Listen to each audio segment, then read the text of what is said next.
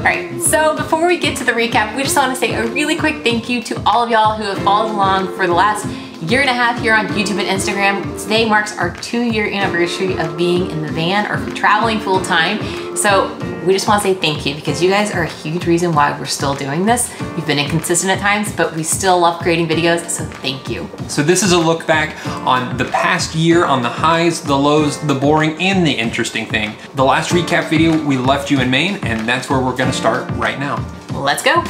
First stop, Maine. Portland, Maine to be exact. Coffee, potato donuts, yes, they're made out of real potatoes. Lighthouses, need we say more? From there we continued cruising up the coast to Acadia National Park, where we did a little hiking, walked the rocky beaches, and ate more lobster. Look at this place. You wanna stop? Ooh, yeah. Lobster? Let's stop. By the way, if you've never had a lobster on a grilled cheese sandwich, you're doing your taste buds a disservice. Cheese and lobster, you can't go wrong. Moving on, after Acadia, we headed west where we drove the beautiful fall-colored roads that led to Mount Washington. If you could carve this pumpkin into anything, what would you carve it into? I know what I'd do. I think I would do Dwight. Oh, I would do Cinderella's carriage. Okay, Dwight. By this point, fall was in full swing, so we found a local apple orchard where we picked our own apples, for which we probably overpaid, and ate way too many apple cider donuts. You'd think we'd be appled out by now, but we weren't, so we saved half the apples to bake in a pie, which somehow turned out pretty darn good considering we baked it in a van without so much as a mixing bowl. What stupid idea was this? Continuing south, we visited Philadelphia for a couple of days. I wish we could say we did Philly like the locals, but let's be real, we did the Rocky Steps.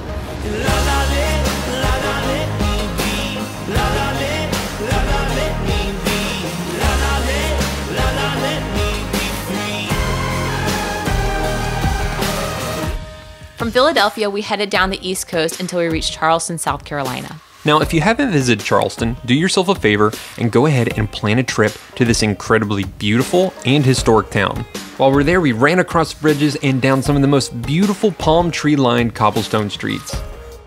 We stayed in Charleston until we had to trek back to Chattanooga, where we were supposed to catch a plane for a 2-week trip to Bali over Thanksgiving.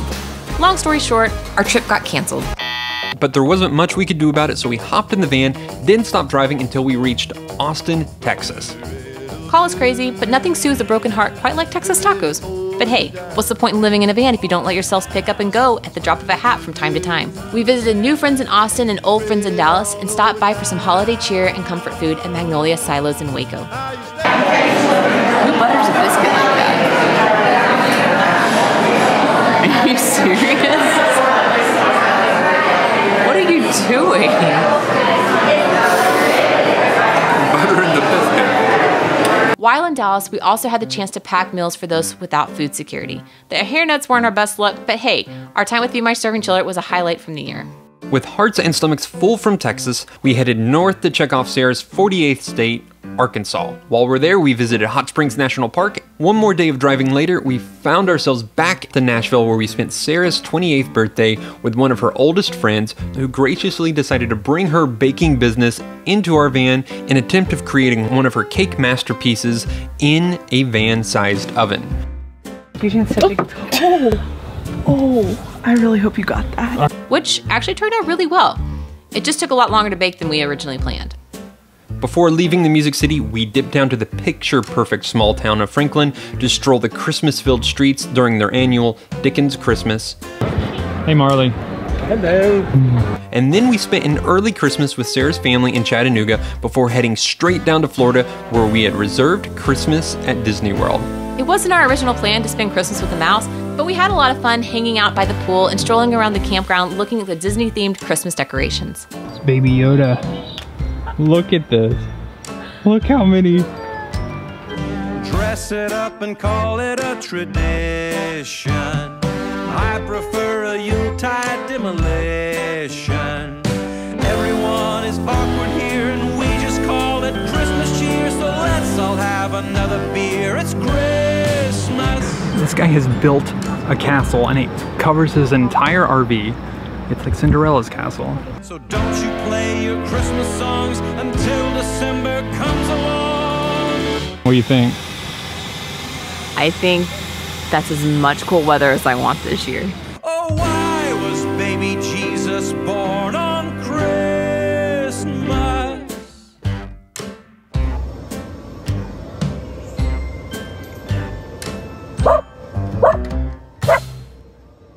After Disney, we headed a couple of hours west to Tampa, where we spent a couple of weeks bopping around from beach to beach and soaking up that sweet, sweet December sunshine.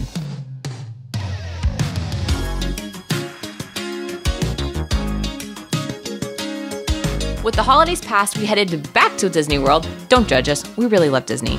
Because way back in June, while in Alaska, we purchased tickets to run the Disney Marathon. This was our first full marathon, and while our times were nowhere near impressive, we had a lot of fun stopping for pictures with characters and soaking up the experience.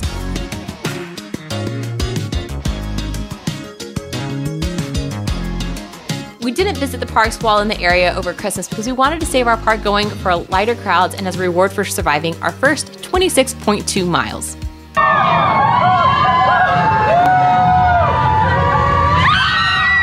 We said our final goodbye to Mickey and friends, then headed back to Nashville for some previously arranged plans. While we're back in the Music City, Sarah decided to sort of learn how to play the banjo. You don't want to hold it up with this arm, you sort of want to hold it with this arm. Sorry. Just not very well. And Chris tested his taste bud limits with Nashville's hottest chicken. It does make it worse. After Nashville, we headed south via Savannah, where we spent a few days taking in those famous Spanish moss-covered trees. While we loved the slow pace of Savannah, the Miami beaches were calling, so we kept heading south until we reached the Little Havana neighborhood, where we got a little taste of the Cuban culture and food.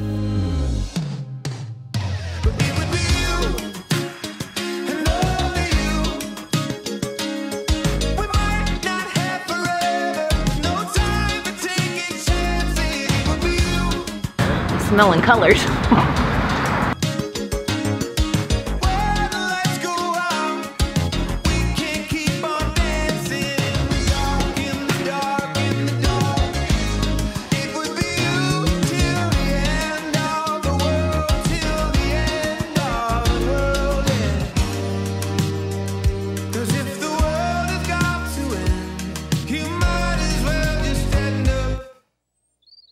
In my arms. From Key West, we drove to the Chattanooga airport for a surprise trip across the Atlantic.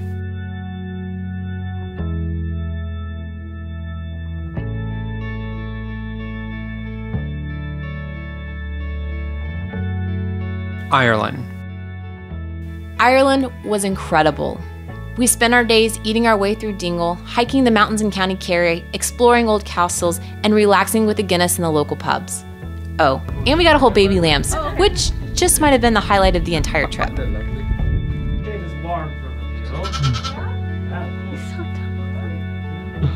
like Kramer. So cheer up, my brothers, live in the sunshine, we'll understand this all by and by.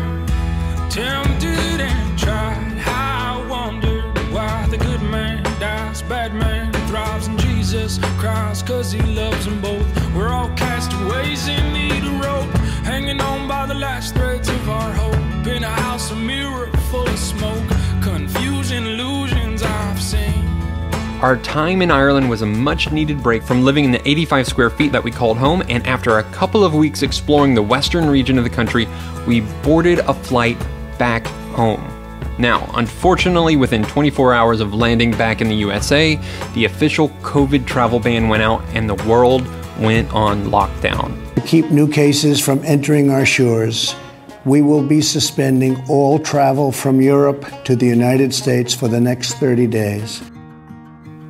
Truthfully, the next couple of weeks were sort of a blur as we tried to grasp what living in a van during a pandemic was going to look like. As campgrounds started closing up one by one, we quickly realized we needed to figure out a safe place to hunker down, since this was obviously going to be more than 2 weeks to blow over.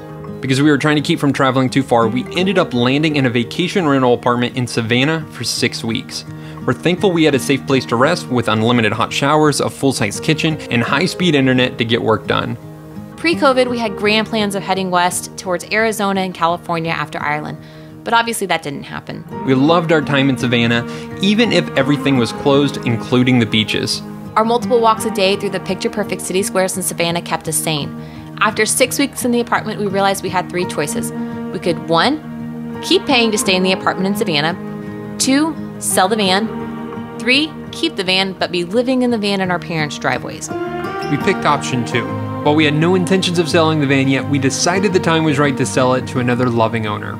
It took us 2 weeks to sell the van, and a few days after a virtual tour, a contract was signed, and we drove it to California to be with its new owner, Debbie. We're here.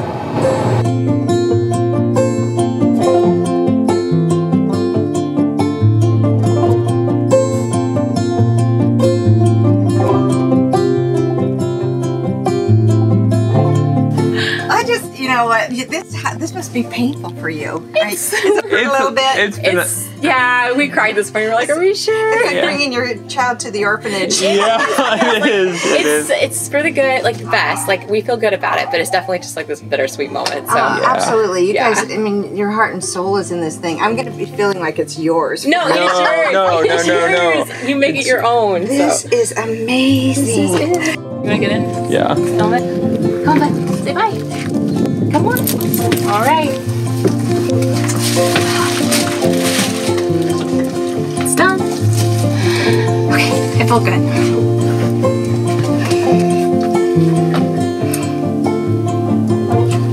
Ready? Let's go. Let's go. Oh! Kramer's ready to go. When all will be over, you're gonna say goodbye. Go and get your closure. Good?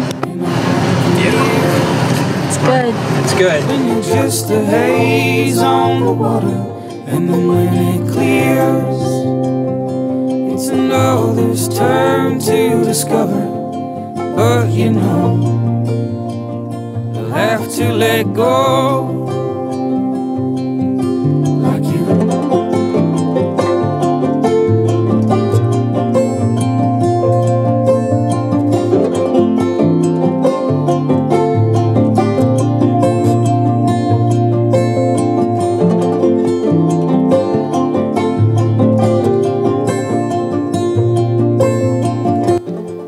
The hardest part about selling the van is that it felt like we were ending our travels, but we weren't. We turned out of Debbie's driveway and headed straight to Rochester, New York, where we had plans to pick up our brand new 144 Sprinter van. We figured if we couldn't travel this summer, we might as well make the most of our time and start building out Van 2.0. If you've been following along, you know things haven't gone smoothly with building this new van. Parts have been months delayed and we're still far from finishing. But just because the van is far from finished doesn't mean we haven't sought out adventures this summer. 2020 has been all about rediscovering our own backyard. Like many of you, we aren't able to travel long distances, so instead, we're rediscovering the incredible places close to home. Waterfalls, rivers, mountaintops, and many a sunrise and sunset at a scenic overlook have been enjoyed by us this summer. We also gave hang gliding a try, which has been on my bucket list for years.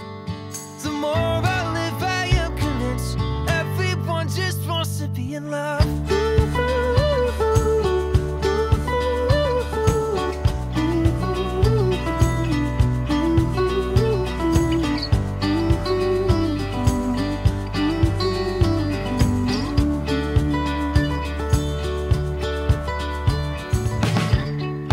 As well as visit another new national park for us, Mammoth Cave. This year's disappointments have been counteracted by the chance to celebrate major life mile markers. There have been some other really major wins and losses, but those are another story for another day. We don't want to paint a picture here of life being easy or always fun. Like for many of you, this has been the hardest year of our lives.